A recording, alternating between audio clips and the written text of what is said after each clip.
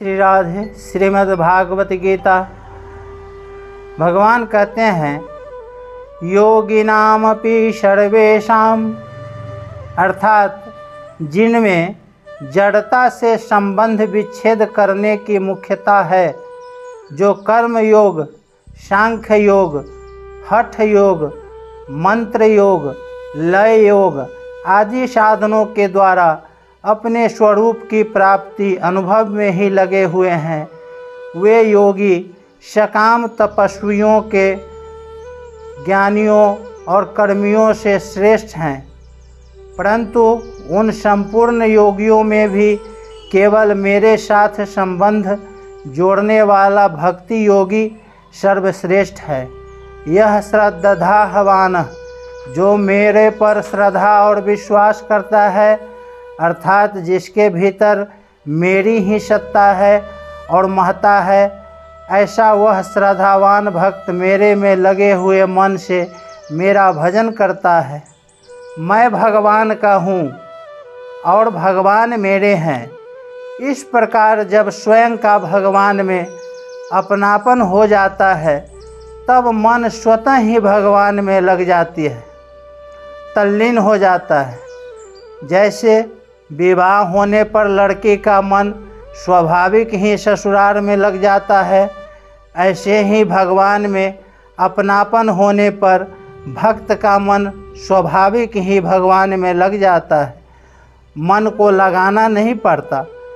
फिर खाते पीते, उठते बैठते, चलते फिरते, सोते जागते आदि सभी क्रियाओं में मन भगवान की ही चिंतन करता है, भगवान में ही लगा रहता है। जो केवल भगवान का ही हो जाता है, जिसका अपना व्यक्तिगत कुछ नहीं रहता, उसकी साधन भजन, जप, कीर्तन, श्रवण, मनन आदि सभी परमार्थिक क्रियाएं, खाना पीना, चलना फिरना, सोना जागना आदि सभी शारीरिक क्रियाएं और खेती, व्यापार, नौकरी आदि जीविका संबंधी क्रियाएं भजन हो जाती है। अनन्य भक्त के भजन का स्वरूप भगवान ने 11वें अध्याय के 55वें श्लोक में बताया है कि वह भक्त मेरी प्रसन्नता के लिए ही सभी कर्म करता है, सदा मेरे ही परायण रहता है, केवल मेरा ही भक्त है, संसार का भक्त नहीं है। संसार की आसक्ति को सर्वथा छोड़ देता है और संपूर्ण प्राणियों में वैर भाव से रहित हो जाता है। सह में युक्त तमो मतः, संसार से विमुख होकर अपना उद्धार करने में लगने वाले जितने योगी साधक हो सकते हैं, वे सभी युक्त हैं। जो सगुण निराकार की अर्थात व्यापक रूप से सब में परिपूर्ण परमात्मा की शरण लेते हैं, वे सभी युक्ततर हैं। परंतु जो केवल मुझ पर सगुण भाव के ही शरण होते हैं, वे मेरी मान्यता में युक्तम हैं। वह भक्त युक्तम तभी होगा जब कर्म योग, ज्ञान योग, भक्ति योग आदि सभी योग उसमें आ जाएंगे। श्रद्धा विश्वास पूर्वक भगवान में तल्लीन हुए मन से भजन करने पर उसमें सभी योग आ जाते हैं। कारण कि भगवान महायोगेश्वर हैं, संपूर्ण योगों के महान ईश्वर हैं। तो महायोगेश्वर के शरण होने पर शरणागत का कौन सा योग बाकी रहेगा? वह तो संपूर्ण योगों से युक्त हो जाता है। इसीलिए भगवान उसको युक्ततम कहते हैं। युक्ततम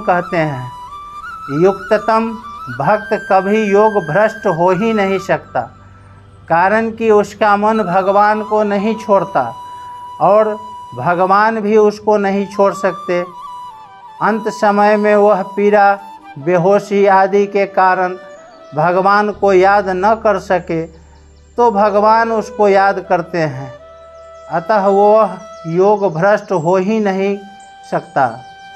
तात्पर्य है कि जो संसार से सर्वथा विमुख होकर भगवान के ही परायण हो गया है, जिसको अपने बल का, उद्योग का, साधन का सहारा, विश्वास और अभिमान नहीं है, ऐसे भक्त को भगवान योग भ्रष्ट नहीं होने देते, क्योंकि वह भगवान पर ही निर्भर होता है।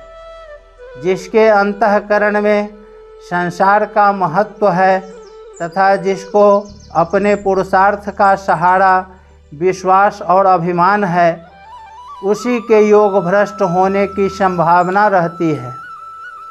कारण कि अंतःकरण में भोगों का महत्व होने पर परमात्मा का ध्यान करते हुए भी मन संसार में चला जाता है।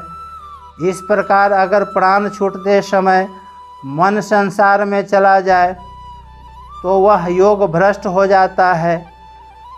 अगर अपने बल का सहारा, विश्वास और अभिमान न हो तो मन संसार में जाने पर भी वह योग भ्रष्ट नहीं होता। कारण कि ऐसी अवस्था आने पर, मन संसार में जाने पर वह भगवान को पुकारता है।